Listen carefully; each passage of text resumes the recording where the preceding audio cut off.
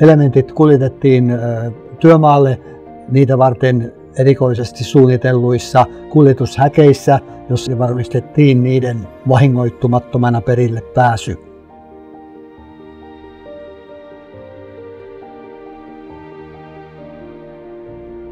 Elementtien kannatusosien esiasennus piti tehdä erittäin tarkasti, koska sillä pystyttiin määrittelemään sen elementin oikea sijainti sekä syvyys että korkeus suuntaan seinässä.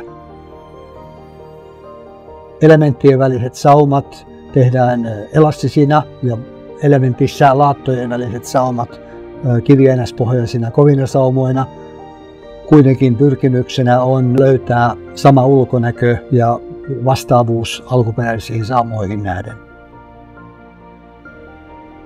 Koko seinän rakenne suunniteltiin uudelleen siten, että vanhan betonirungon päälle on asennettu nykyaikaiset villakerrokset ja sen päälle sitten vesitiiveyden tekemiseksi niin sanottu sadetakkipelti ja sen ulkopuolella on tuuletusrako ja sitten sen ulkopuolelle on asennettu nämä uudet kuorielementit, jotka on rakennusteknisistä syistä tehty isompina, jossa on yhteen elementtiin sisällytetty nelinkertainen määrä näitä alkuperäisiä elementtejä, eli yhteensä 100 laataa per elementti, mutta tällä ei ole visuaalista merkitystä ollenkaan.